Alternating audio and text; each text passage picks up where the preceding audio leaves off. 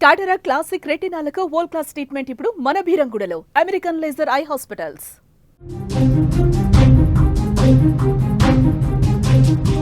Breaking news చూస్తున్నాం. కాకినాడ జిల్లా సామర్లకోటలో దారుణం చోటు చేసుకుంది.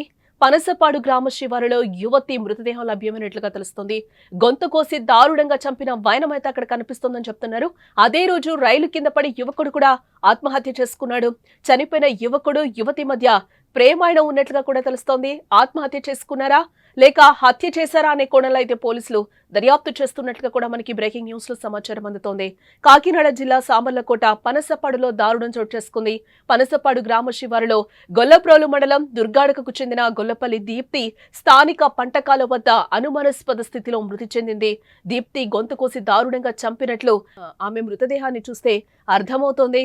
మృతురాలు దీప్తి కాకినాడలోని ఓ ప్రైవేటు కళాశాలలో ఇంటర్మీడియట్ చదువుతూ ఉంది. సెలవులు కావడంతో పనసపాడులోని బంధువుల ఇంటికొచ్చింది.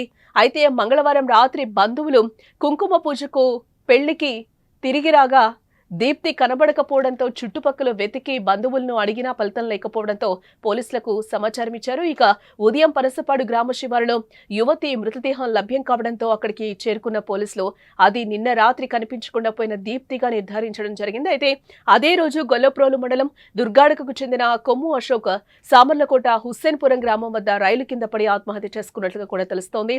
ఇదిలా ఉంటే అశోక్ దీప్తిల మధ్య ప్రేమ వ్యవహారం ఉన్నట్లుగా కూడా తెలుస్తోంది. దీంతో దీప్తిని అశోక్ చంపి అనంతరం రైలు కింద పడి ఆత్మహత్య చేసుకున్నాడా లేక ఎవరైనా చంపి ఆత్మహత్యగా చిత్రీకరిస్తున్నారా అనే కోణంలో కూడా పోలీసులు విచారిస్తున్నట్లుగా తెలుస్తోంది.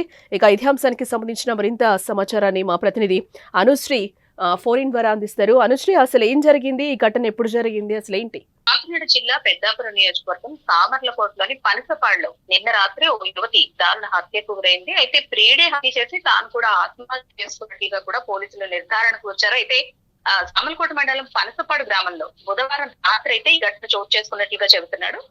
పనసపాడు గ్రామ శివారు ఏదైతే గొల్లప్రోలు మండలం దుర్గాడు ఉందో ఆ దుర్గాడుకు చెందిన గొల్లపల్లి దీప్తి 17 సంవత్సరాల వయసు ఉంది. ఈమెకి పనసపాడులోని సుబ్రహ్మణ్యేశ్వర స్వామి గుడి సమీపంలో పంటకాలు వద్ద హత్యకు గురైందన్నట్టు పోలీసులు అయితే చెబుతున్నారు. దీప్తి కాకినాడలోని ఒక ప్రైవేట్ కాలేజ్ లో ఇంటర్మీడియట్ చదువుతోంది. దసరా హాలిడే కావడంతో తన బంధువులకి అంటే తన బంధువులు తన వాళ్ళు ఉన్నారు. వాళ్ళ ఇంటికి వెళ్ళడం అయితే జరిగింది. మంగళవారం రాత్రి వీళ్ళంతా కూడా గుడికి పూజ కోసం గుడికి వెళ్లారు. వాళ్ళు వచ్చిన తరువాత ఎవరైతే దీప్తి ఉందో ఇంట్లో కనిపించకపోవడంతో రాత్రంతా కూడా వాళ్ళంతా వెతకడం అయితే ప్రారంభించారు. నైట్ ఎక్కడా కూడా ఆ అమ్మాయి ఆచూకీ లభ్యం కాకపోవడంతో ఉదయానికి తిరిగి వచ్చేస్తుందేమో అనుకున్నారు. అయితే ఎంతకీ కూడా తాను తిరిగి రాకపోవడంతో పోలీసులకు సమాచారం ఇవ్వాలనుకునే లోపే పోలీసులు ఓ యువతి మృతదేహాన్ని గుర్తించండి అంటూ కూడా బంధువుల్ని పిలవడం అయితే జరిగింది. అయితే అనుమాన స్థితిలో ఆ యువతి మృతి చెందిందని సమాచారం ఇవ్వడంతోనే ఘటనా స్థలానికి చేరుకుని మృతురాలు దీప్తిని బంధువులైతే గుర్తించడం జరిగింది. అయితే అదే రోజు మధ్యాహ్నం అంటే ఎప్పుడైతే బాడీ గుర్తించారో ఆ రోజు మధ్యాహ్నం ఈ సామర్లకోటకు చెందిన కొమ్ము అశోక్ 25 సంవత్సరాల వయసున్న కొమ్ము అశోక్ సామర్లకోట హుస్సేన్పురం గ్రామం రైలు కింద పడి ఆత్మహత్య చేసుకున్నాడు. అయితే ఈ అశోక్ కి దీప్తికి గత 2 సంవత్సరాలుగా ప్రేమ వ్యవహారం నడుస్తుందంటూ కూడా బంధువులు చెబుతున్న పరిస్థితి. ఈ నేపథ్యంలోనే తనను హత్య చేసి తీను ఆత్మహత్య చేసుకున్నాడా లేదంటే మరెవరైనా సరే ఈ అమ్మాయిని చంపారా అన్న అనుమానాలు అయితే ఉన్నాయి. పోలీసులు అయితే దీనికి సంబంధించి ఒక క్లారిటీ అయితే ఇంకా ఇవ్వలేదు. ఇది ఆత్మహత్య హత్య అనేది అయితే పూర్తిగా నిర్ధారణకు రాలేదు. అంటే అనుశ్రీ, మృతురాలి బంధువులు ఏం చెప్తున్నారు?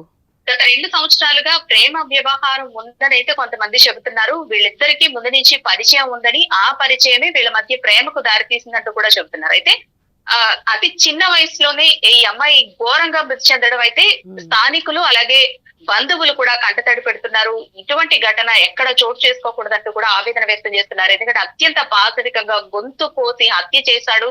ఒకవేళ నిజంగా ప్రేమించిన యువకుడైతే గనక ఈ హత్య చేసే అవకాశం లేదంటూ కూడా కొంతమంది చెబుతున్నారు. ఎందుకంటే వాళ్ళిద్దరి మధ్య ఎప్పటి నుంచో ఫ్రెండ్షిప్ ఉందని, అది ప్రేమకు దారితీసిందని, ఇంత ఘాతుకానికి పాల్పడే వ్యక్తి కాదంటూ కొంతమంది చెబుతుంటే తనను చంపిన తరువాత భయపడి ఎక్కడ దొరికిపోతానో అని ఆత్మహత్య చేసుకున్నాడంటూ కూడా కొందరు చెబుతున్నారు. అయితే పోలీసులు మాత్రం దీనికి సంబంధించి ఎలాంటి క్లారిటీ ఇవ్వలేదు. ఆత్మహత్య హత్య అనేది ఇన్వెస్టిగేషన్ లో తేలుతున్నట్టు కూడా పోలీసులు చెప్తున్నారు. అంటే అశోక్ పేరెంట్స్ కూడా ఇప్పటి వరకు ఎవరేం స్పందించలేదు అటు సైడ్ నుంచి? అనుశ్రీ, బంధువులు ఎవరు కూడా ప్రస్తుతానికైతే స్పందించడం లేదు. ఎందుకంటే ఇది ఆత్మహత్య అని కొంతమంది హత్య అని చెబుతున్నారు.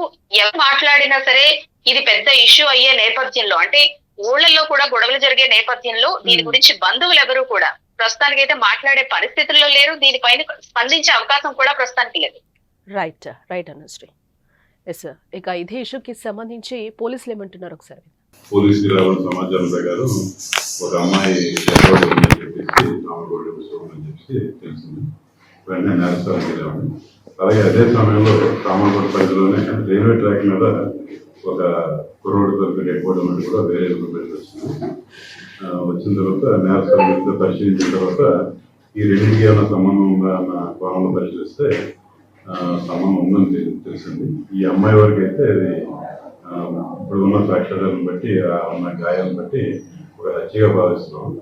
ఆ హత్యకి ఈ ట్రాక్ మీద చనిపోయిన కుర్రోడు ట్రాక్ మీద ఆత్మహత్యగా కనిపిస్తుంది ఉన్న ప్రాథమిక సాక్ష్యాలను బట్టి. దీనికి సంబంధం ఉందా అంటే మనకి ఇప్పుడు ఉందండి. కారణం ఏంటంటే ఈ అబ్బాయి బోడుగుంటూ ఉన్నాడు. ఈ అబ్బాయి సంబంధించిన క్యాప్ ఏదైతే ఉందో మనకి ఈ అమ్మాయి దొరికిన ప్రదేశంలో దొరకడం, అలాగే ఈ కాల్ డీటెయిల్ కూడా తెప్పిస్తే నంబర్ ఆఫ్ కార్స్ నెంబర్ కూడా ఎంత జరిగిందండి.